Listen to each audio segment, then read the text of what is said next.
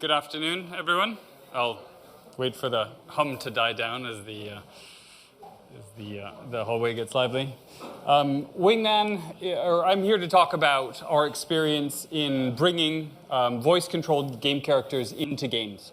So we're not a game studio or a publisher. We are a technology provider, effectively. We enable people to drop voice-controlled agents into their games. And if we... let's see. The game that we're, our first implement, well, hang on. Okay, that first page didn't work. Our first implementation is a game called ToolsUp. And we've sort of, when I first started talking about voice-controlled agents in games, or generally AI in games, people are like, bots, stop it, I hate bots. And that makes sense, right? A lot of people have had bad experiences, right? People use them to hack or cheat games. But we picked a game that was the complete opposite paradigm. So we took a couch co-op, something in the sort of overcooked genre, and we said, wouldn't it be cool if you could actually cooperate with an AI, right? If you could have it do what you want it to do, and not as in being an aimbot or whatever, but really try to do its best to fulfill your intent. And that's kind of what we set out to do. Will the video run, or I'm not sure. I'm not sure. I believe so.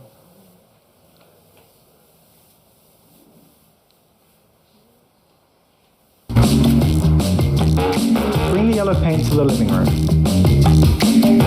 Go to kitchen. Pick up carpet.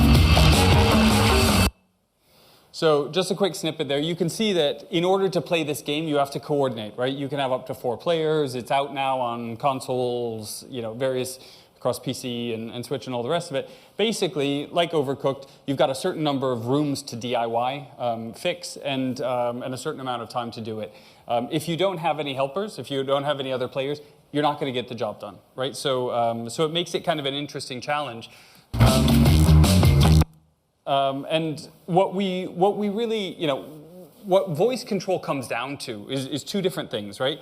On the first level, you have to understand what the player is saying, right? You have to understand their intent and how that maps into the game itself. And the second thing is AI action selection. How do you actually enact those things in the environment? So those are 2 distinct layers. Effectively, people say, oh, voice is a solved problem. And it is, generally, right? But what is kind of tricky is to stuff a voice recognition engine into Unity, right?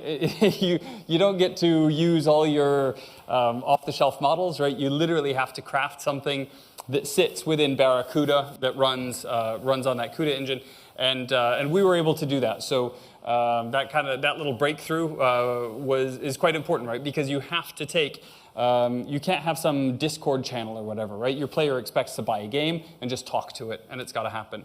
So that was kind of an interesting little innovation, and that makes that possible, right? Now, all of a sudden, you've got a game engine that is reading human intent, right? Whether you're using language or some kind of sort of non-semantic mapping of action intent.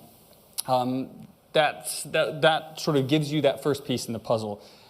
Now, you have to do 2 things. First of all, you have to figure out how to make that agent act and what it's going to do. But first of all, to wind back, you have to think about why are we here in the first place, right? What is the idea of having an agent in your game? And we know that these are not all the answers, right? But as this is a novel space, this is kind of the way we think of it. Number 1, we're really intrigued by the idea of easier onboarding, right? If you think about the fact that 50%, I mean, this is a year-old data, but I don't think it's moved that much. 50% of people watching a game stream don't play the game, right? So 50% of those people now, there's obviously buying the game, right? It might cost money. But a lot of people know that to play a game, you've got that adoption curve, right? You've got to learn the controllers and how to make all the moves happen, right? So there's a certain... I don't want to do that right now, or I'm just going to enjoy myself. Whereas you think, hey, I'm just going to tell the agent what to do. Hey, it's in Fortnite, right? You say, okay, chop down that tree, run around behind that house, grab that gun.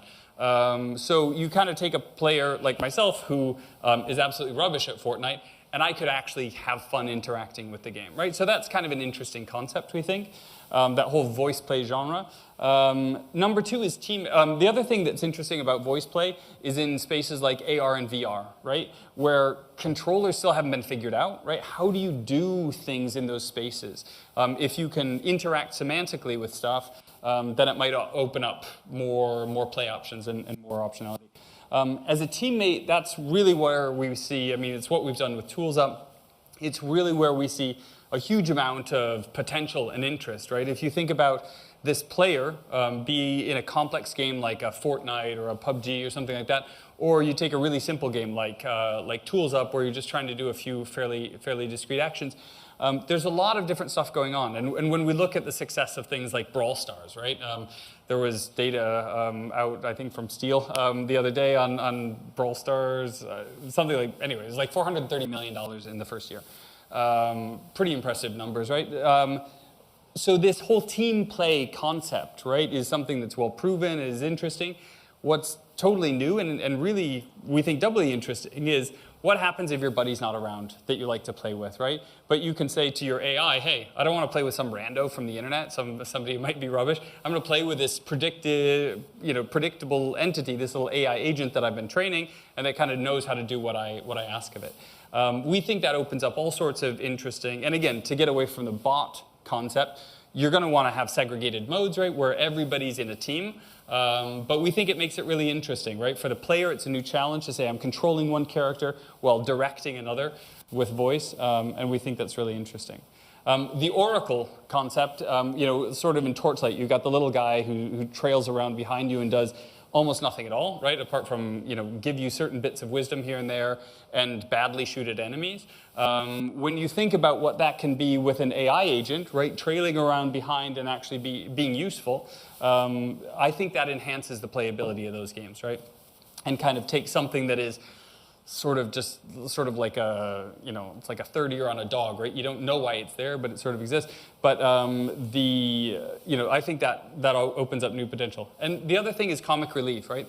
It's pretty funny when it goes wrong as well as when it goes right. So an AI system, people are like, oh, how do you get it to always be precise?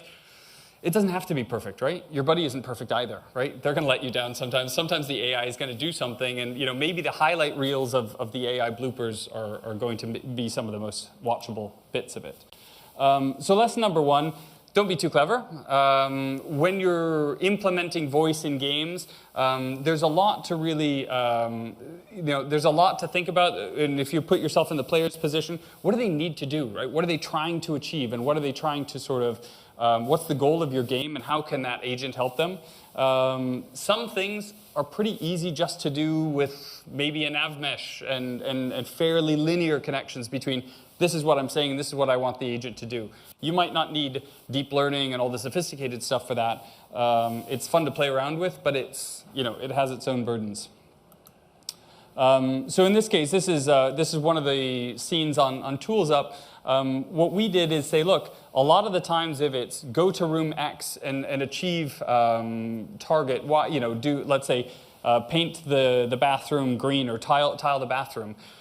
With a nav mesh, you can get the player to fulfill these goals in a pretty easy way. So considering that once you've got that voice module, which now exists, right, which is fairly easy to access for a developer, all you need to do then is map those actions in a fairly linear way to like a nav mesh, right? So it's going to be predictable for your player. The player is unlikely to encounter super surprising or disappointing interactions.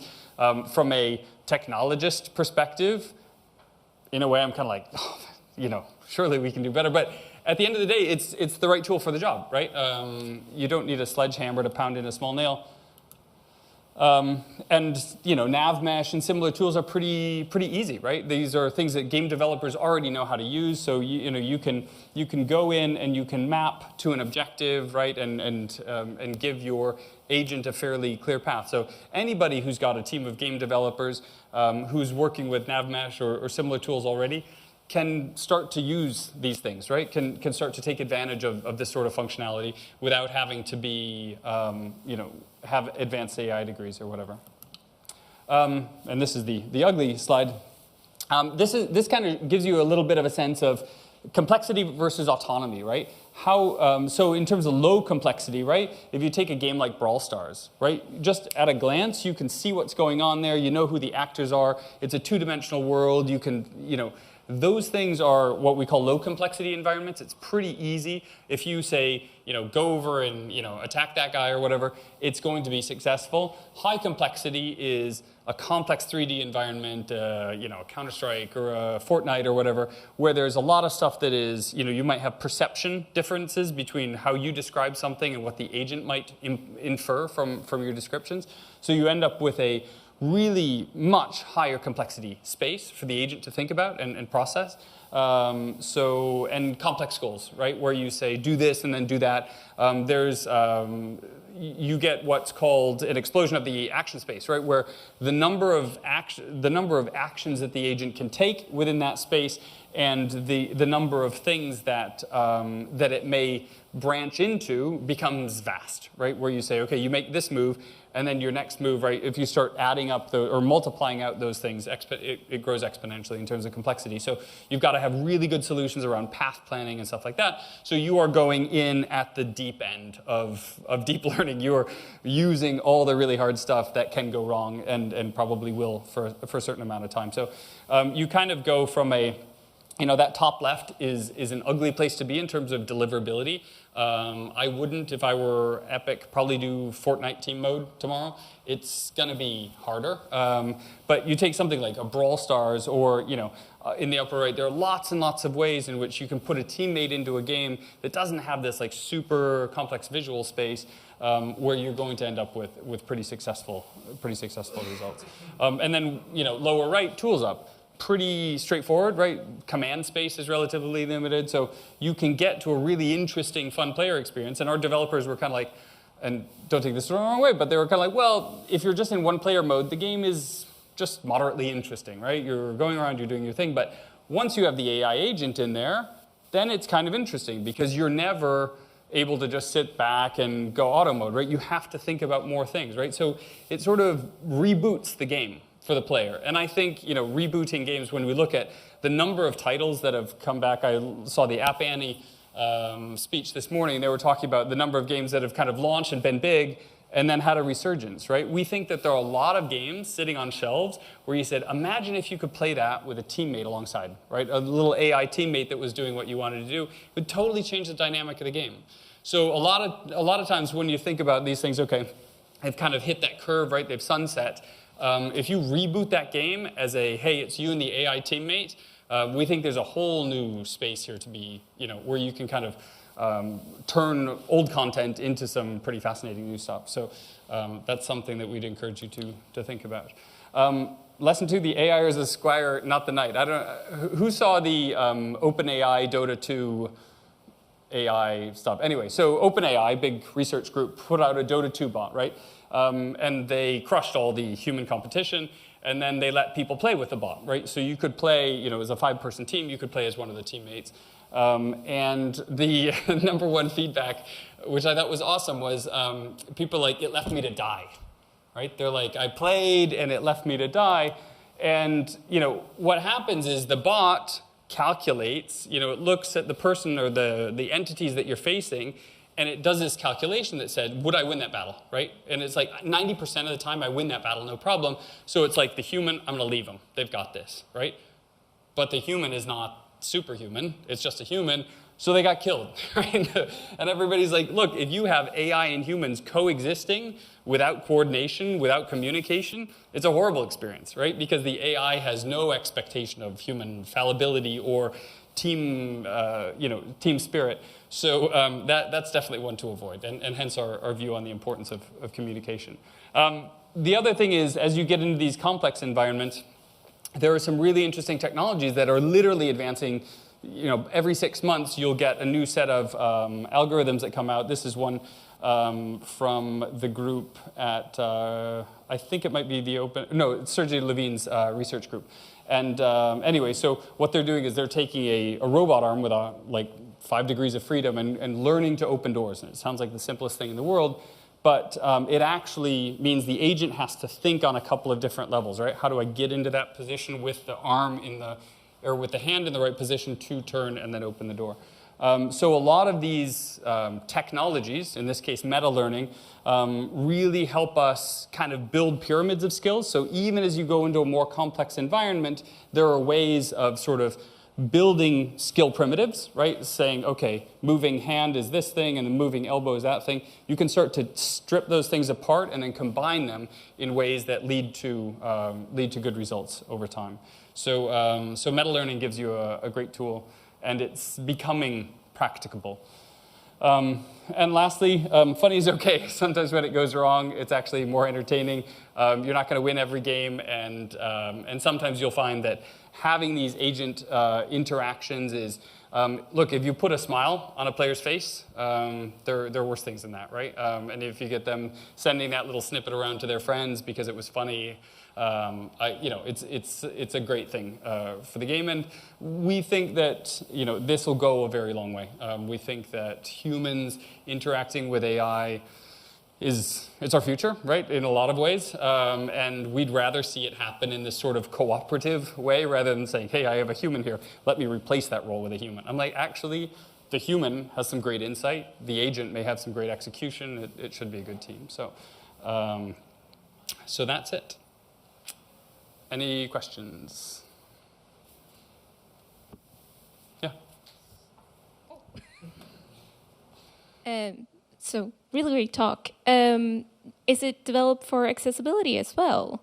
Yeah, we think accessibility is a really interesting angle, right? Because there are a lot of people who can't manipulate games in their current state. So we're happy to make the voice-to-text stuff that we built within Unity available and see what people can do with it, right? Because if we can, if you're not in a position to manipulate a controller and you can still interact with the game, we think that should be happening. Absolutely, yeah.